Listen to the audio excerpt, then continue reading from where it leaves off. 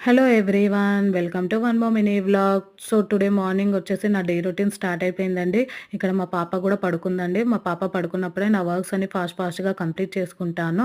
So ఇక్కడ వచ్చేసి మా మదర్ నిమ్మకాయ చట్నీ పెట్టారండి 1 వీక్ బ్యాక్. దీంట్లో పసుపు, ఉప్పేసి కలిపి పెట్టారు.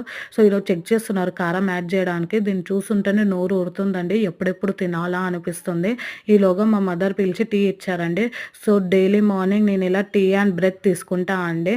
ఇది నా favourite combination. Tea and bread తీసుకున్నాకనే నేను వేరే వర్క్స్ చేస్తాను.